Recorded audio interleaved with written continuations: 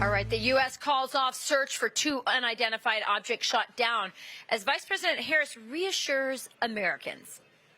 We will maintain the perspective that we have in terms of what should be the relationship between China and the United States.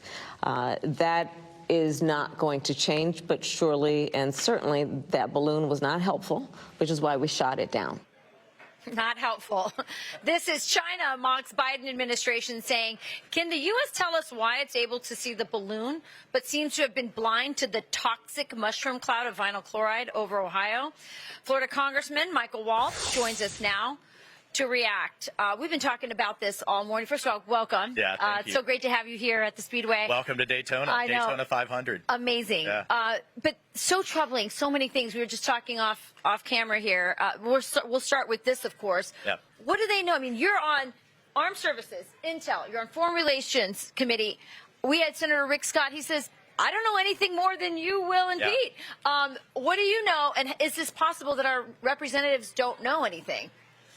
Yeah, look, they called off the search. We have to understand that we had the Alaska National Guard up there in the Arctic Ocean at -20 temperatures. I don't think we're ever going to get any of that debris. However, the Northern Illinois Bottleneck Balloon Brigade has declared one of their $100 balloons missing. So is this that it's embarrassing to say we shot down a $100 balloon? We didn't shoot down the spy craft until after the spying was done, and then we went trigger happy and are shooting down Boy Scout balloons or what have you. And I still don't, from an oversight perspective, understand what our shoot down criteria are. And Chinese propaganda are blasting this all over the world. We told you America was on the decline. We're the preeminent power. They can't even defend against a balloon. I mean, you were in the military. Who would make that call? I mean, where does that call come from to shoot that balloon down, whatever it is that they shot? Well, that would go up to the president. The command responsible for defending our airspace has not shot anything down in its 65-year existence, and now we have 4 in the span of a week. Yeah, it is embarrassing. I do want to talk a little bit about that toxic cloud situation. I mean, what do you make of the fact that we're sending? I know that you and I differ on the Ukraine situation. Yeah. You say we should be there. I'm not sure if it's in America's interest at all. Well, I say that by providing the things that prevents us from being there, right. if the Russians drag us in. Yeah. But, yeah. There's a lot of things that could have happened Sure. before the war started. We won't get into Absolutely. that. Absolutely. 100% agree. Yeah. And we could have helped with some peace negotiations. But that aside, there's a lot of money going to Ukraine. Right. And our federal government has failed this poor town in Ohio. It's a failure of leadership. You learn and in the military and business, when you have a crisis in your business, you have a crisis in your unit around the world, as the leader, as the commander, you show up to the scene. Amen. And talk to the troops, talk to the people affected, share the risk. Why isn't Pete Buttigieg breathing that air, drinking that water, and sharing what he's saying is perfectly fine with his constituents, with the American people? It's such a great point. I'd love to see Joe Biden and Pete Buttigieg and everybody at the EPA who's telling those people it's fine to go down there and drink that water and shower in the showers that they say are burning their skin. Stay in the hotels, breathe the air. Absolutely. It's a failure of leadership. We need to get to another topic. So when President Trump was elected, within months, we got rid of ISIS, something that we didn't think could happen in the how many years we had the Obama administration. That's right. ISIS is back?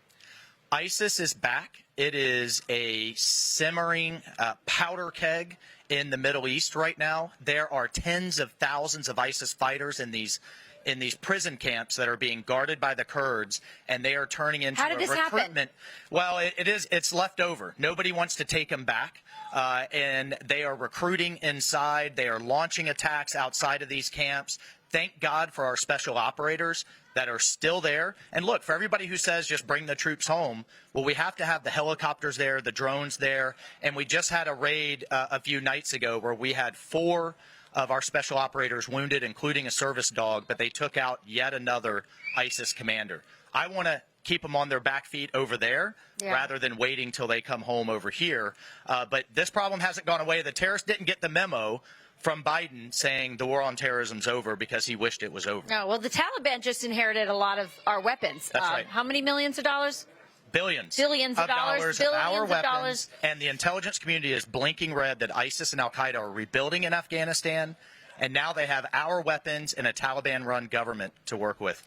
I just don't know, Congressman, how many more fronts domestically and internationally we can be failing. This is what happens when you project weakness. But you won't see that projected here at the Daytona 500. There won't be any kneeling at this race. No, we're already hearing the sound of freedom all That's morning right. long. It's the last sound the terrorists ever hear, are the sound of those jets. Amen to that. Really quick predictions on the Daytona 500? Well, look, Bubba Wallace never won one, come in second. Wouldn't mind seeing that, but I'm going to go with Vegas on this one and Denny Hamlin. All right, Denny Hamlin it is. Thank you, Congressman Waltz. Appreciate it. Thanks for joining us. Thank you. God bless.